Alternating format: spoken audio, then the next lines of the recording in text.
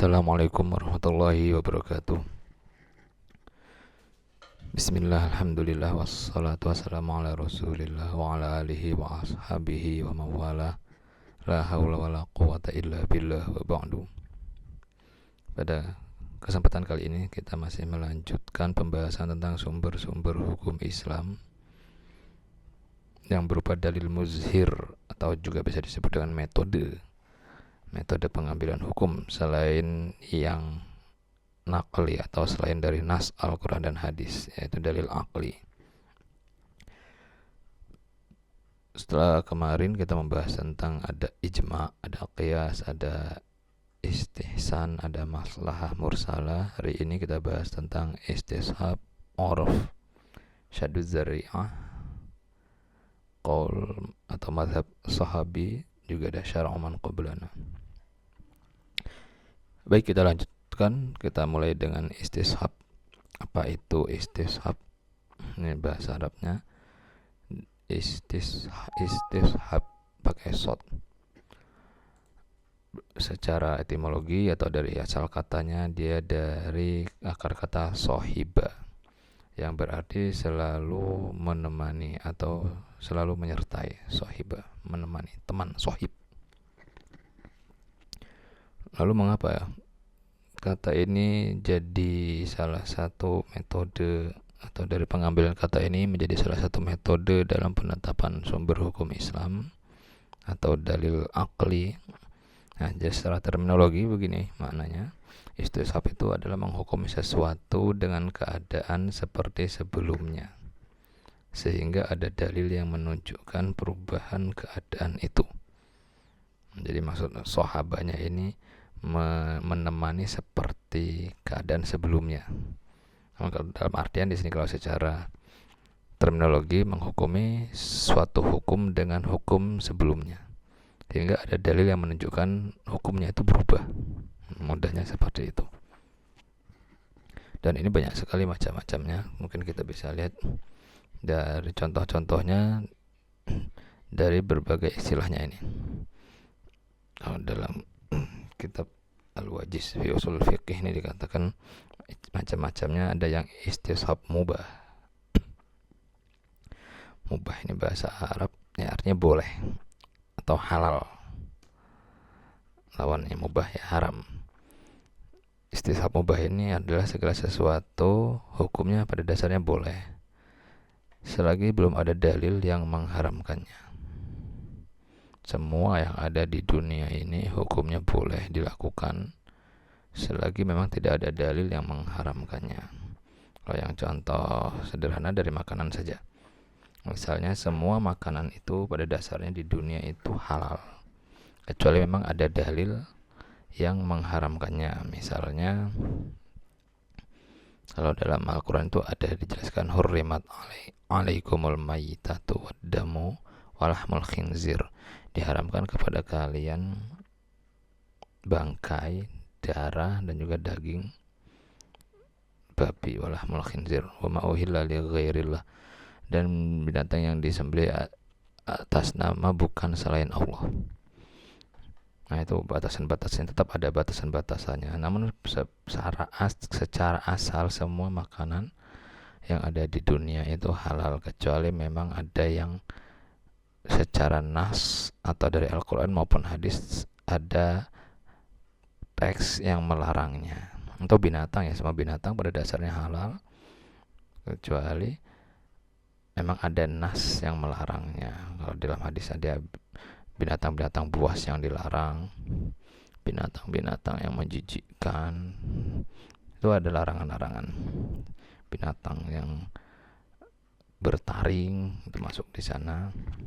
Binatang yang halal juga ada juga sih memang binatang yang pada dasarnya itu halal, tetapi kalau memang didapatkannya dari yang tidak halal atau dari mencuri, misalnya meskipun dia ayam itu halal, kalau dia didapatkannya dari mencuri, ya berarti nas atau dalil yang mengharamkannya adalah dalil tentang haramnya mencuri itu. Nah, jadi semua binatang itu halal pada prinsipnya, kecuali memang ada dalilnya yang mengharamkan. Semua makanan pada prinsipnya halal, kecuali memang ada dalil yang menghalalkannya. Atau semua perbuatan yang dilakukan halal, mau tidur, mau makan itu halal, kecuali memang ada dalil mengharamkannya. Misalnya kalau orang yang sudah darah tinggi sekali makan makanan yang memang memicu darah tinggi, nah itu bisa jadi tidak halal lagi, tidak mubah lagi. Contohnya sederhananya seperti itu. Nah, ini didasarkan dari ayat wallazi khalaqalakum ma fil ardi jami'a. Dialah Allah yang menjadikan segala yang ada di muka bumi ini untuk kamu. Jadi tetap ada dalilnya. Semua metode-metode yang dirumuskan oleh ahli usul fikih itu tetap berangkat dari dalil-dalil Al-Quran maupun hadis.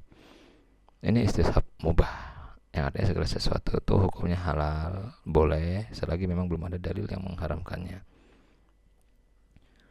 Nah, mafhum mukhalafahnya atau logika terbaliknya adalah semua yang berbahaya pada dasarnya hukumnya haram selagi memang belum ada dalil yang membolehkannya.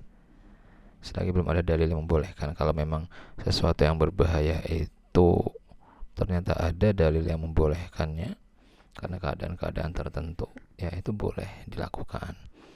Misalnya yang memabukkan, sesuatu yang memabukkan itu kan berbahaya. Obat bius misalnya, obat bius itu sangat berbahaya. Namun kalau dalam keadaan tertentu, ketika ingin mengadakan bedah anggota tubuh untuk mematikan rasa, obat bius itu boleh dilakukan. Nah, kalau tidak, ya tidak boleh dilakukan. Dan dalilnya dari hadis la dharara wala dirara. Orang muslim itu tidak boleh membahayakan diri sendiri. Dharar artinya membahayakan diri sendiri. Dirara artinya membahayakan orang lain. Dalilnya. Kemudian istishab yang kedua adalah istishab bara'ah asliyah. Semua manusia terbebas dari taklif. Taklif ini adalah beban syariat sampai memang ada dalil yang menghukuminya. Misalnya tuduhan hutang. Manusia itu terbebas, bisa dia terbebas dari tuduhan hutang. Misalnya saya tiba-tiba ditagih hutang oleh Pak Dekan. Ayo Pak, Pak Ubed, kamu punya hutang dengan saya. Kamu harus membayar. Saya bisa berkelit dari beban ini, dari beban hutang ini, kalau memang Pak Dekan itu tidak ada buktinya. Dan saya bisa bebas dari itu. Misalnya saya punya utang, saya ditagih utang 5 juta, lalu saya bisa berkelit. Mana buktinya? Kalau belum bisa menghadirkan 2 orang saksi dan memang tidak ada bukti tertulis, saya bisa bebas dari hutang itu. Tapi itu kalau mau nakal, kalau memang mau nakal. Tapi kalau jujur ya tentu tidak akan terjadi. Namun kalau mau nakal di persidangan sekalipun, kalau memang tidak ada saksi, 2 orang saksi ya kalau dalam Islam, untuk melegalkan tuduhan dakwaan, itu nanti bisa bebas dari hutang itu. Karena apa? Karena tidak secara hitam di atas putih, tidak tertulis. Juga dilihat dari saksi, tidak ada 2 orang saksi yang dewasa dan adil. Ini juga terjadi pada misalnya tuduhan pencurian.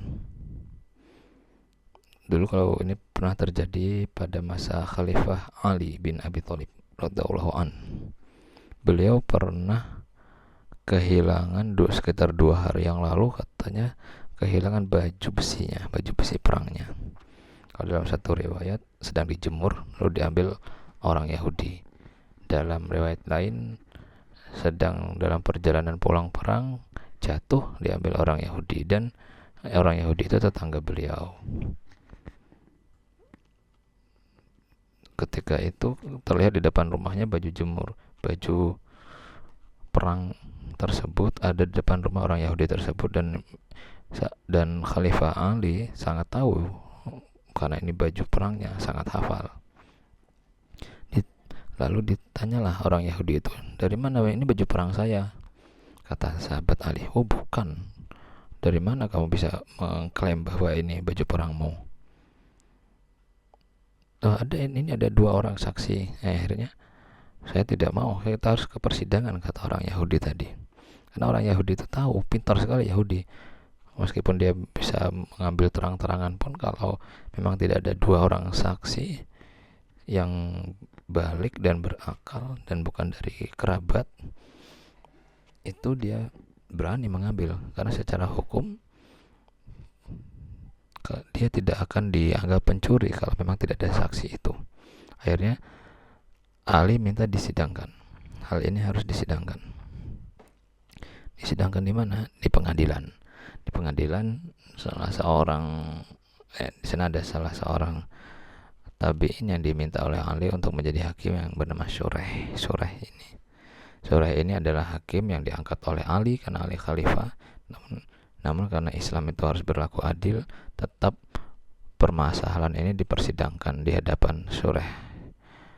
Yang disidang adalah Ali, seorang khalifah dan juga orang Yahudi. Jadi di dalam persidangan itu dikatakan bahwa orang Yahudi mencuri baju perang Ali, sahabat Ali, atau khalifah Ali. Namun orang Yahudi tidak mau mengakuinya kalau itu adalah punya Ali. Ini punya saya, kata orang Yahudi. Dari mana Ali bisa mengklaim bahwa ini punya Ali?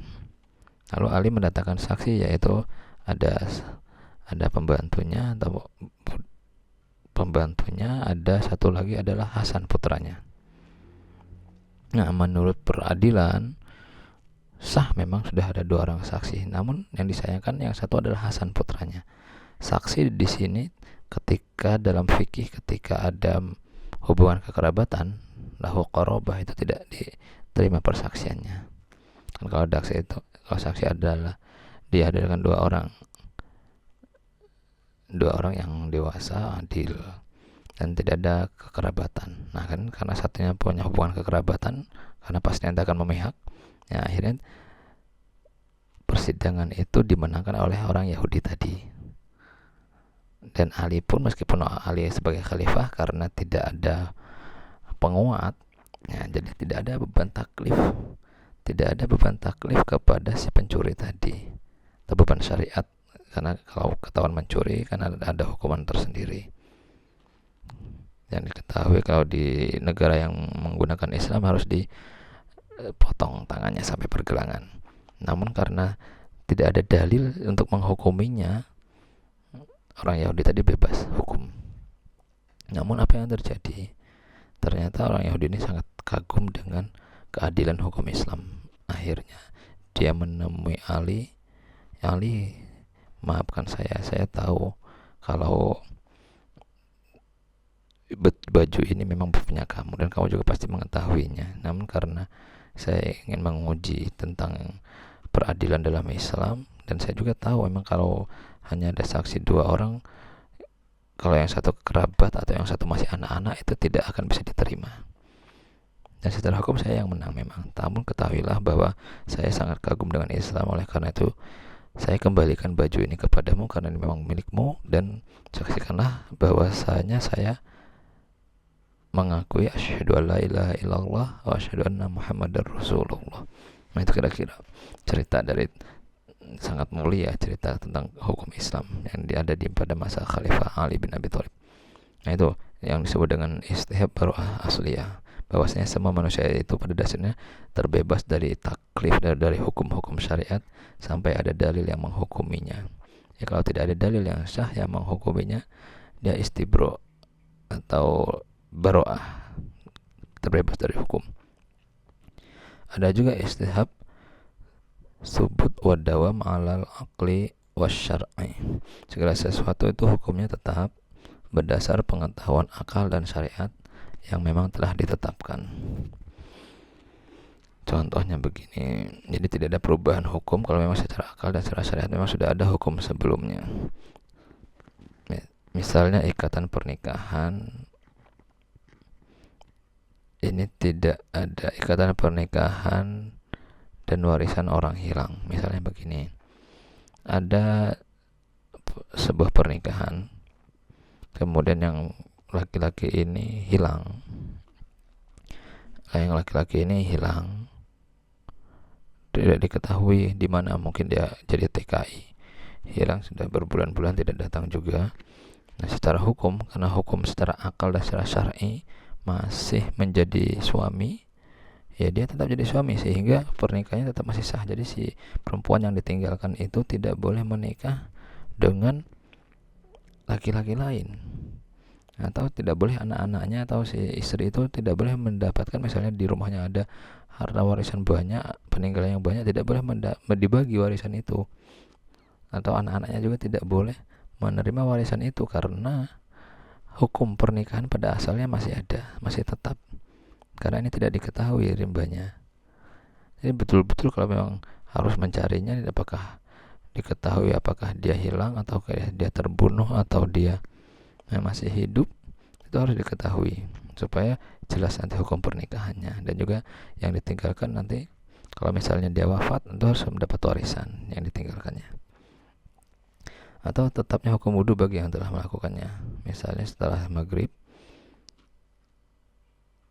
kita masih merasa punya berwudu, kemudian datang sholat isya, ketika ada keraguan, ya kita masih posisinya, anggap saja kita masih dalam keadaan berwudu. Sekali lagi memang ya kita belum betul-betul belum merasa masuk kamar mandi, belum merasa buang angin dan sebagainya. Ini tetap kita masih menghukumnya bahwa kita dalam keadaan berwudu dawam. Jadi hukumnya subut wa dawam, tetap dan konsisten, masih dalam keadaan berwudu itu. Jadi dihukumi sesuai dengan hukum yang awalnya. Atau buka dan sahurnya orang yang berpuasa. Ini misalnya contoh, buka puasanya orang yang berpuasa, jadi dia belum berijtihad, belum melihat waktunya datangnya puasa itu jam berapa, namun tiba-tiba dia sudah buka duluan dan ternyata itu masih dalam keadaan belum beduk maghrib. Nah, berarti orang itu bisa dikatakan bahwa puasanya batal. Mengapa? Karena hukum asalnya adalah masih waktu siang. Nah, itu juga sebaliknya ketika orang yang sahur misalnya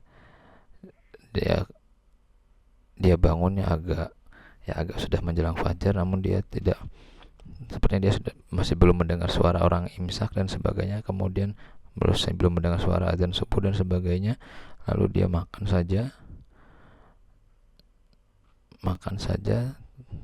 tahu-tahu ternyata orang yang di sampingnya mengetahui bahwa itu sudah azan, tapi di sini dia posisinya masih dianggap sah puasanya karena dia masih mengikuti waktu yang sebelumnya. Waktu yang sebelumnya adalah waktu sahur.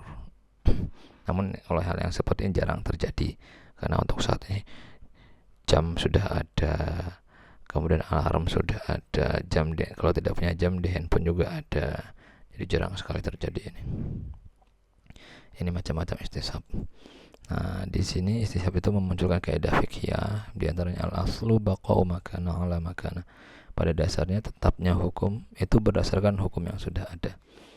Jadi kalau hukum awalnya sudah ada, ya pakai hukum yang sudah ada selagi belum ada dalil yang mengubah hukum itu. Atau al-aslu fil asya'a al-ibahah. Pada dasarnya segala sesuatu itu hukumnya mubah, halal, selagi memang belum ada dalil yang mengharamkannya. Atau juga ada kaidah yang muncul dari sini adalah al-yaqinu la yazulu bisyak. Keyakinan itu tidak bisa dihilangkan atau tidak hilang dengan keraguan. Nah, ini salah satu metode memahami sumber hukum Islam, yaitu dengan istishab. Uruf, metode berikutnya uruf pakai ain. Secara etimologi adat atau kebiasaan. Secara terminologi, uruf adalah suatu keadaan, ucapan, perbuatan atau ketentuan yang telah dikenal manusia dan telah menjadi tradisi untuk melaksanakannya atau untuk meninggalkannya.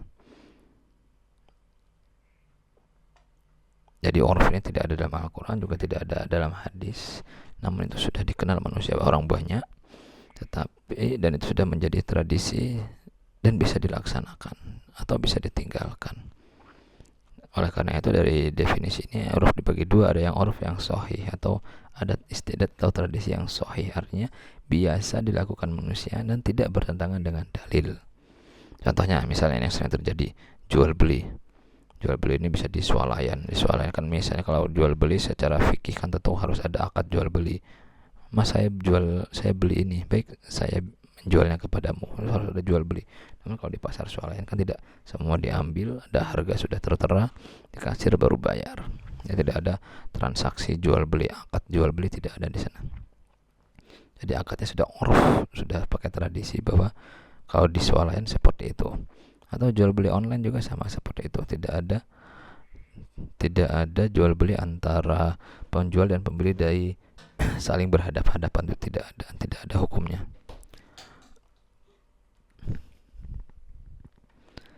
Kemudian nah di sini nyumbang,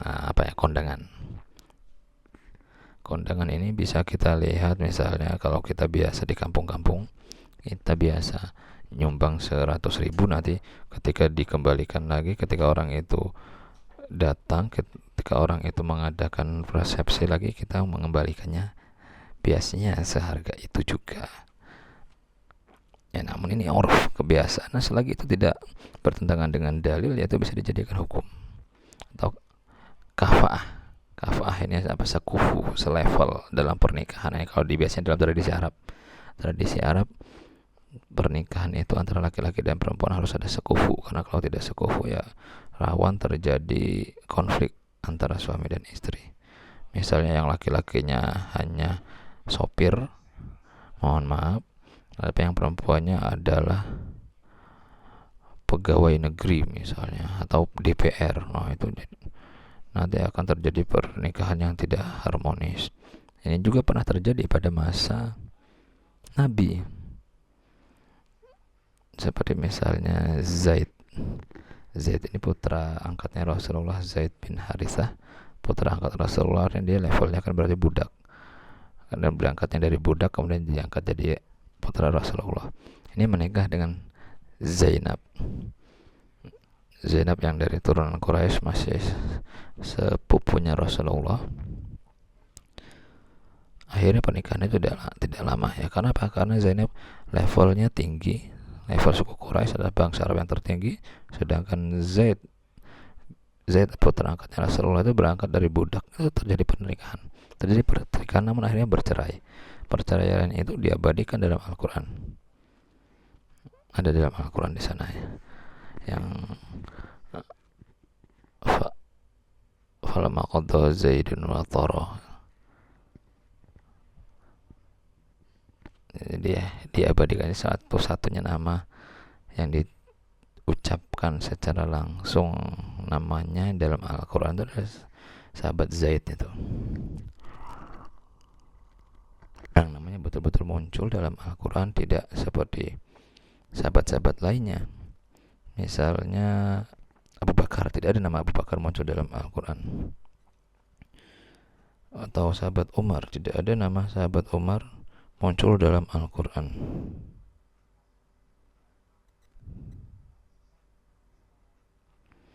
Atau siapa lagi antara Ali, sahabat Ali tidak ada namanya muncul dalam Al-Quran. Sahabat siapa lagi? Sahabat Abu Bakar juga sama sekali tidak ada namanya muncul dalam Al-Quran. Tapi kalau Zaid, sahabat Zaid ini mungkin karena saking pentingnya hal ini, juga terkait dengan hak anak angkat, itu muncul dalam Al-Quran. Ini ada dalam surat Al-Ahzab ayat 37. Falam a'udzubillahi minasyaitonir rajim, falamma qadha Zaidum minha wa tara zawaznakaha likai la yakuna 'alal mu'minina harajun fi azwaji ad'iyaihim idza qadaw minhunna wa tara wa kana amrullahi maf'ula. Al-Ahzab ayat 37. Di sini dijelaskan falamma qadha Zaidun minha wa tara. Jadi Zaid ini adalah putra angkat Rasul, kemudian menikah dengan sepupunya Rasulullah yang bernama Zainab. Namun karena Zainab itu levelnya tinggi, suku Quraisy, karena adalah suku yang tertinggi di Mekah, sedangkan Zaid dari golongan kasta terendah, pernikahannya akhirnya tidak langgeng. Dan di sini juga di dalam ayat itu juga dijelaskan, ini kan terkait dengan akhirnya Zainab dicerai oleh Zaid, kemudian Zainab menjadi istrinya Rasulullah. Zawajnakaha likai la yakuna 'alal mu'minina harajun fi azwaji adiyaihim. Akhirnya Allah yang langsung yang menikahkan ini. Zawajnakaha, artinya aku nikahkan engkau ya Muhammad dengan Zainab, hanya kepada istrinya Zaid yaitu Zainab, likai la yakuna 'alal mu'minina haraj, supaya orang-orang mukmin itu tidak yang menganggap bahwa Zaid atau nama atau anak angkat itu dianggap yang betul-betul hanya nama sebutan saja. Jadi karena kan kalau sejatinya kalau misalnya Zaid itu adalah levelnya sama dengan Rasulullah, artinya sama dengan putra kandung Rasulullah, Zainab tidak boleh dinikahkan dengan Rasul. Karena Zainab statusnya menantu. Menantu tidak boleh selamanya, tidak boleh menikah dengan mertua selamanya meskipun sudah menjadi janda. Itu tidak boleh. Tapi karena Zaid ini statusnya hanya anak angkat, nah ini dijelaskan dalam Al-Quran. Surat Al-Ahzab ayat 37. Ada uruf yang fasid.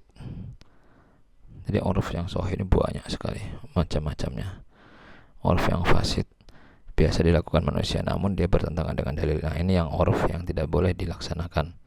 Contoh hiburan ya, biasanya kalau di desa-desa atau di ya semacam-macam lah di perkotaan itu ada hiburan musik misalnya, namun di sana ada mengumbar aurat saat pesta. Nah ini biasa terjadi, itu uruf keadaan atau adat istiadat, namun itu sangat bertentangan dengan dalil. Oleh karena itu ini yang disebut uruf yang fasid. Uruf ini yang memunculkan kalau dalam kaidah fikih dengan teori al-adah muhakamah, adat itu bisa dijadikan hukum. Namun lagi-lagi itu hukum yang digunakan adalah hukum yang tidak bertentangan dengan dalil. Uruf misalnya setelah sholat kita salaman, itu sudah jadi kebiasaannya udah salaman saja, nggak ada masalah selagi memang tidak ada dalil yang menentang itu. Misalnya sampai Rasul mengatakan setelah sholat dilarang bersalaman, karena tidak ada dalil seperti itu. Kalau sudah jadi adat istiadat ya sudah boleh-boleh saja. Nah, bisa jadi uruf sang sahih atau bisa juga dia nanti jadi uruf, bisa jadi istisab. Selagi tidak ada dalil kan semuanya boleh. Kemudian metode pengambilan hukum berikutnya atau dalil muzhir berikutnya mazhab sahabi. Secara etimologi mazhab itu aliran, sahabi adalah sahabatnya Rasul. Secara terminologi perkataan seorang sahabat Rasulullah mengenai masalah yang tidak ada dalam Al-Quran dan hadis dan dijadikan sumber hukum. Contoh perkataan sahabat itu, jadi ini sifatnya perkataan seorang sahabat, bukan sahabat secara ijma, tidak. Namun perkataan seorang sahabat, misalnya sholat tarawih, yang ini kan sebetulnya perkataannya Umar, instruksinya Umar, ini sahabat semua mengikuti dan dijadikan sumber hukum. Atau penggajian pejabat negara, dulu kan pejabat negara itu tidak digaji, akhirnya pada masa Abu Bakar ini, pada masa Abu Bakar sudah mulai ada penggajian. Yang awalnya Abu Bakar ya tidak digaji. Kalau dalam satu riwayat Abu Bakar ini meminta gaji karena dalam sebuah riwayat Abu Bakar digaji bukan meminta gaji, meminta tambahan gaji. Jadi penggajian itu pada masa Abu Bakar memang sudah ada. Karena apa? Karena ketika Abu Bakar diminta mengurusi umat, Abu Bakar masih tetap bekerja. Akhirnya oleh sahabat-sahabat, gak usah bekerja, udah biarin masalah kehidupan rumah tanggamu diatur, daripada kamu kerja ngurusi, nanti malah kamu tidak fokus ngurusi negara, daripada kamu malah fokus ngurusi daganganmu. Kan Abu Bakar pada dasarnya adalah saudagar kaya, pedagang. Akhirnya sahabat-sahabat yang senior mengatakan, ya sudah kamu gak usah ngurusi daganganmu lagi, udah kamu ngurusi negara, ngurusi Islam. Akhirnya digaji, dan ketika digaji itu hanya dibayar 1.000 dinar setahun. Dan menurut Abu Bakar itu kurang. Jadi Abu Bakar minta ke sahabat-sahabat senior di Baitul Mal, minta tambahan gaji. Ya bagaimana tidak kurang? Abu Bakar yang betul-betul minta kenaikan gaji ini yang betul-betul hidupnya hanya dari gaji negara. Beliau tidak mengembangkan bisnisnya. Kalau saat ini kan pejabat-pejabat malah justru ketika menjabat malah mengembangkan bisnisnya kemana-mana supaya pundi-pundi uangnya semakin bertambah. Namun kalau Abu Bakar tidak, memang betul-betul fokus ngurusi negara, tidak ada lagi kesempatan untuk ngurusi dagangannya, sehingga dikasih gaji 1.000 dinar itu kurang untuk keluarganya selama setahun. Akhirnya dia mengajukan permohonan kenaikan gaji. Nah, tentang penggajian ini salah satu perkataan sahabat, salah satunya Umar yang mengusulkan. Jadi banyak kaul-kaulnya Umar itu yang dijadikan sumber hukum. Ya, namun perlu diketahui tidak semua sahabat itu saling bersatu pendapat. Nah, ada juga sahabat yang banyak berbeda pendapat dalam sebuah hukum, itu banyak sekali. Jadi di sini yang perlu diketahui bahwasanya sahabat itu adalah semua orang yang bertemu Nabi Muhammad SAW, beriman kepada beliau, ya artinya beriman kepada beliau juga tentu kepada Allah, dan bersama beliau dalam waktu yang lama. Ini titik tekannya adalah dalam waktu yang lama.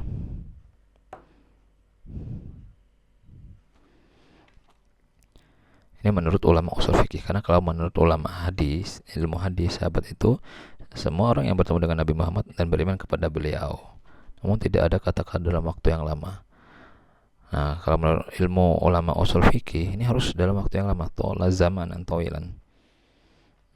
Jadi sahabat zamanan toilan, jadi bersamai Nabi dalam waktu yang lama, seperti ya sahabat-sahabat senior itu,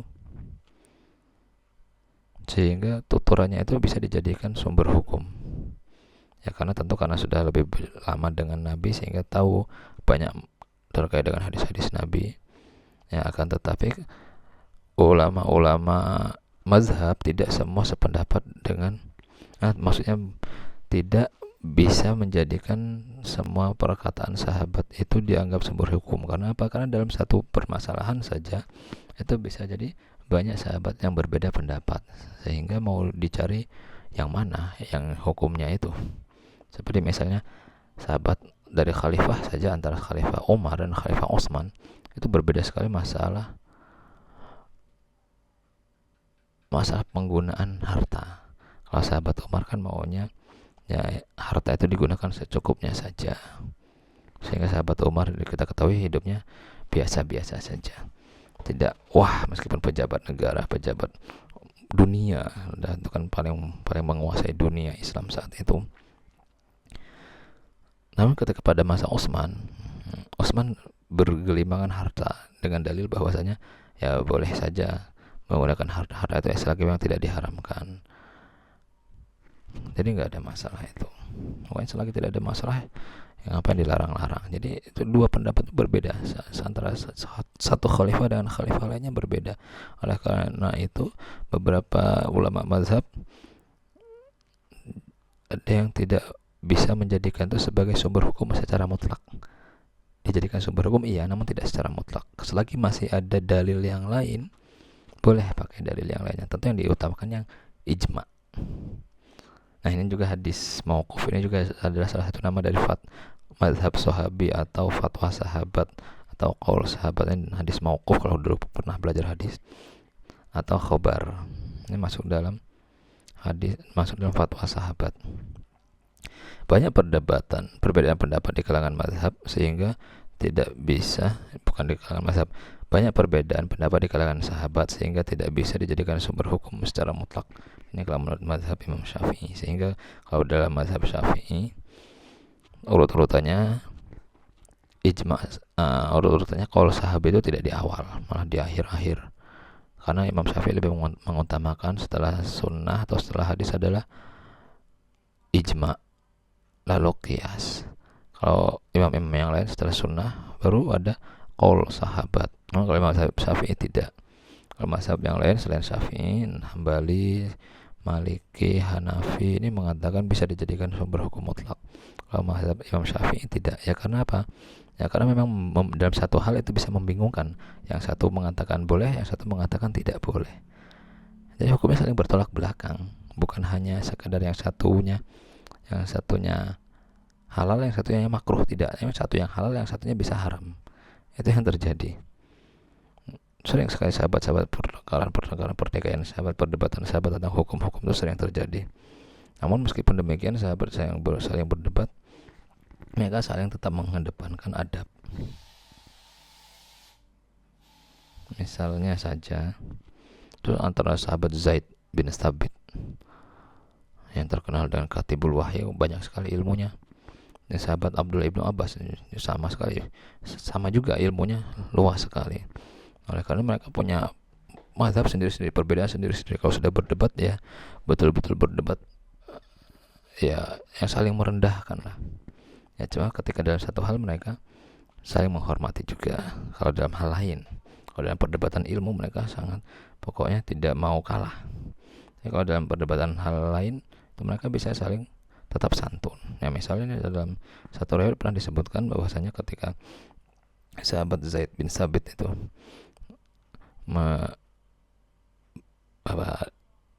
mendatangi sebuah takziah, ada sahabat lain yang meninggal dan saat itu menaiki unta.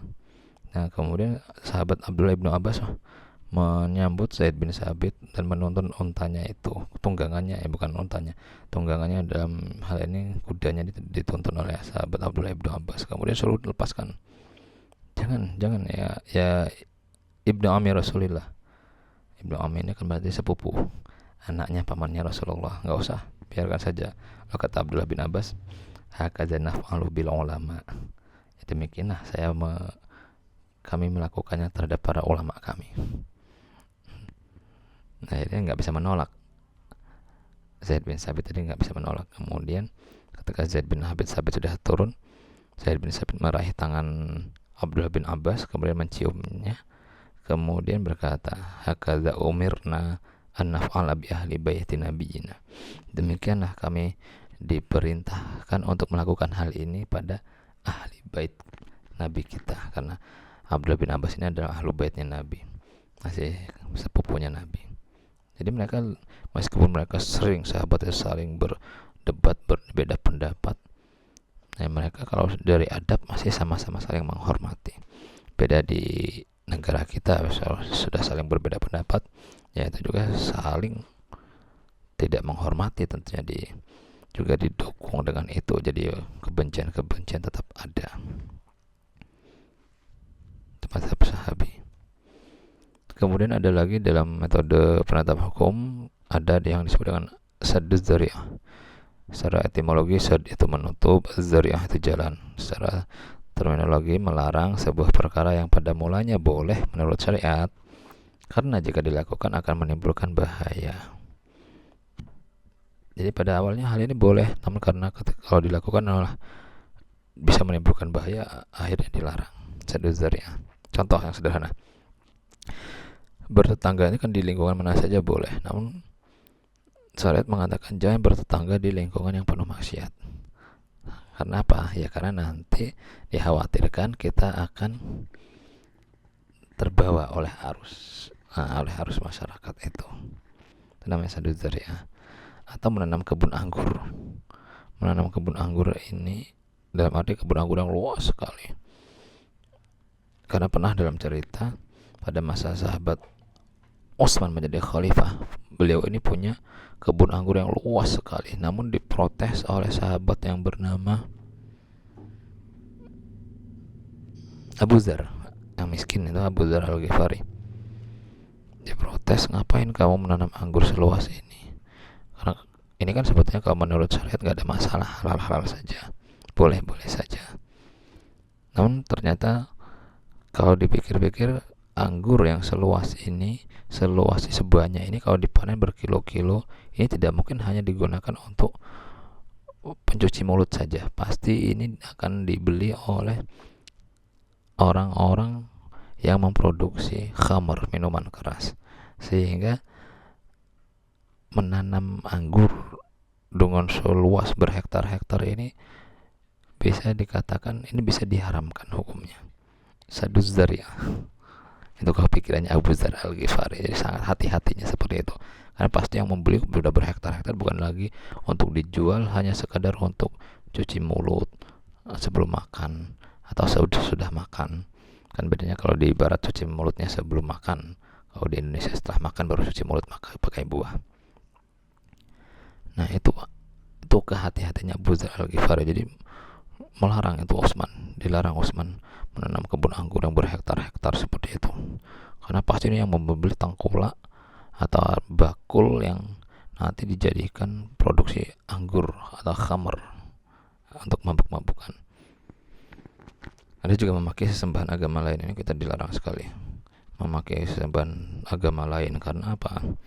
Ya karena nanti orang yang kita maki itu malah akan memaki agama kita juga.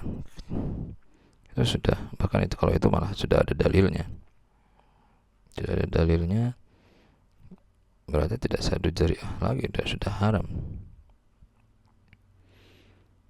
A'udzubillahi minasyaitonirrajim. Wala tasubbul ladzina yad'una min dunillahi wa yasubbullaha aduwwan bighairi ilm.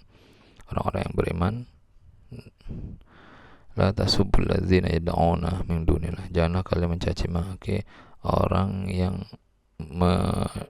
memanggil selain Allah, tapi sembahan yang selain Allah jangan kalian caci maki. Karena apa? Karena fayasubbullaha aduwwan bighairi ilm, karena nanti mereka akan mencaci Allah dengan penuh kebencian tanpa ilmu pengetahuan.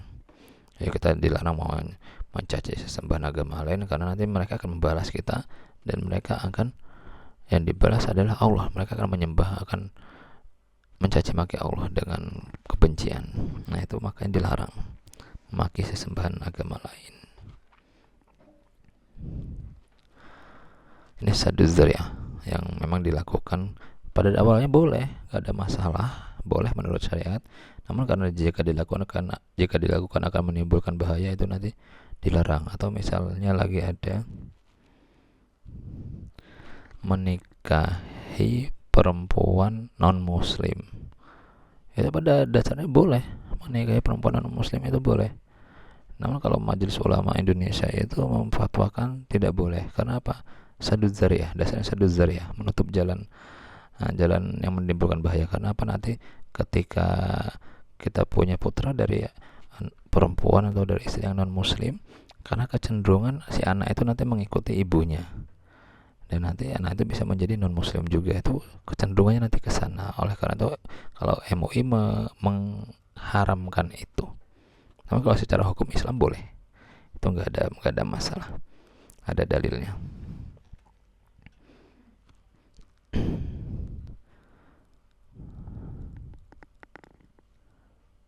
Selagi itu adalah ahli kitab, menikahi ahli kitab. Ya, ahli kitab ini bisa Yahudi, bisa Nasrani kalau ukuran Al-Quran seperti itu. Asal bukan orang yang kafir, orang yang diperbolehkan menikahi ahli kitab. Kalau di Indonesia ya Yahudi dan Nasrani. Kalau Buddha, Hindu ini, kalau menurut Al-Quran tidak masuk dalam kategori itu. Namun lagi-lagi itu kalau di MUI dilarang karena faktor saddu dzari'ah, menutup jalan keburukan. Kemudian yang terakhir syar'u man qablana. Syar'u man qablana secara etimologinya syariat man qablana, orang-orang sebelum kita. Kalau secara terminologi adalah hukum pada nabi-nabi sebelum Nabi Muhammad, kemudian disebutkan kembali dalam Al-Quran dan Sunnah sehingga dijadikan sumber hukum. Nah ini kan sebetulnya ya Al-Quran dan hadis saja ini sebetulnya. Ya cuma dilihat dari pengambilan hukumnya, karena ini disebutkan dalam Al-Quran. Namun kalau itu khusus pada orang-orang Yahudi saja, itu tidak bisa dipakai lagi. Misalnya begini, pembagiannya dulu ya. Pembagiannya ditetapkan kembali dalam nas. Jadi hukum ini sudah digunakan oleh orang-orang terdahulu sebelum Nabi Muhammad. Jadi oleh nabi-nabi terdahulu sudah dipakai. Namun pada pesan Nabi Muhammad diwajibkan kembali. Misalnya kutiba alaikumus syamu kama kutiba alal ladzina min qablikum, diwajibkan orang-orang beriman, ya ayyuhalladzina amanu kutiba alaikumus syamu kama kutiba alal ladzina min qablikum la'allakum tattaqun. orang-orang yang beriman diwajibkan oleh kalian berpuasa kama kutiba 'alal ladzina min qablikum, sebagaimana puasa itu juga pernah diwajibkan kepada orang-orang sebelum kamu. Jadi puasa itu kan sebetulnya syariat sebelum kita, namun sumbernya tetap dari Al-Quran dan hadis. Kurban juga ini syariatnya Nabi Ibrahim, cuma di kita disyariatkan lagi. Nah, jadi yang disebut dengan syariat yang sudah ada pada orang-orang sebelum kita atau nabi-nabi, ya syariat yang dimunculkan pada nabi-nabi terdahulu sebelum Nabi Muhammad, namun dikuatkan lagi pada masa Nabi Muhammad. Namun ada juga syariat itu disebutkan dalam Al-Quran atau hadis namun dihapus penggunanya, artinya ini hanya digunakan biasanya oleh orang-orang Yahudi. Misalnya kalau orang Yahudi itu ketika berdosa dia harus ditebus dengan bunuh diri. Faqtulu anfusakum wa taba 'alaikum faqtulu anfusakum zalika khairul lakum inda barikum fataba 'alaikum. Itu dalam Al-Qur'annya seperti itu.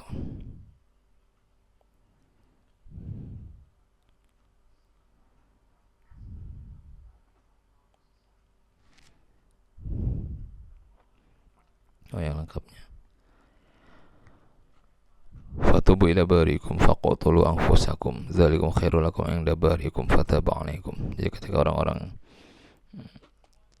ketika kaumnya Nabi Musa itu merasa berdosa, dia diminta untuk bertaubat-taubatnya dengan membunuh diri mereka sendiri, kemudian nanti akan diampuni oleh Allah. Jadi menebus dosa dengan membunuh diri. Itu ada di surat Al-Baqarah, itu ada ayat 54. Atau pakaian yang terkena najis kalau zaman Nabi Musa, itu pakaiannya disobek, dipotong.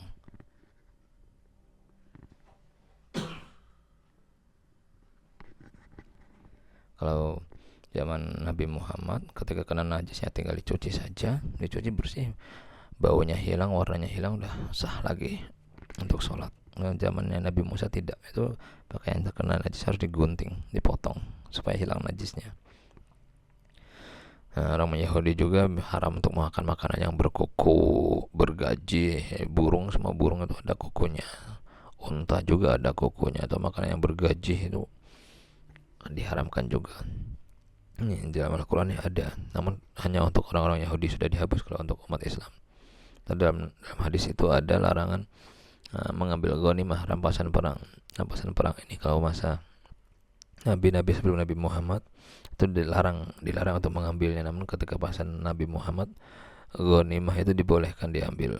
Nah, makanya sahabat-sahabat Nabi banyak juga yang perang itu hanya untuk mencari rampasan perang. Nah, ya, namun tidak sedikit juga yang perang yang benar-benar mencari keridhaan Allah.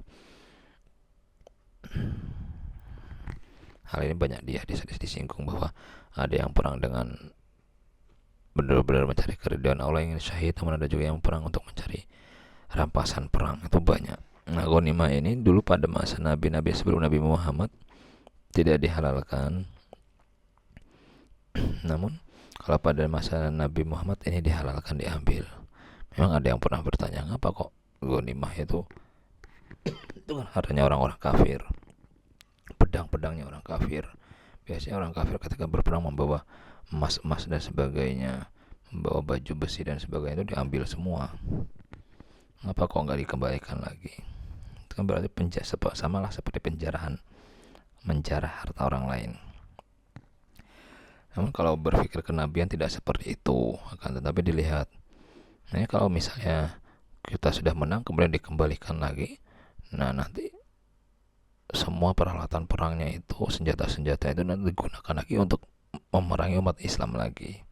Itu kalau logika kenabian seperti itu, jadi boleh diambilnya. Seperti misalnya kita di rumah kita ada perampokan,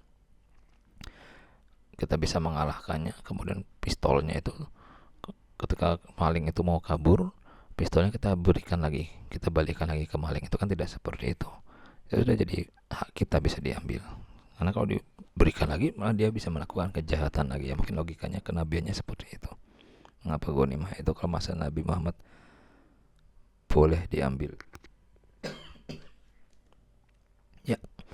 Alhamdulillah milal mizan wa muntal ilmi wa mablagha ridha wa zinatal arsh wa sa'atal kursi. Alhamdulillah milal mizan wa muntal ilmi wa mablagha ridha wa zinatal arsh wa sa'atal kursi. Alhamdulillah milal mizan wa muntal ilmi wa mablagha ridha wa zinatal arsh wa sa'atal kursi.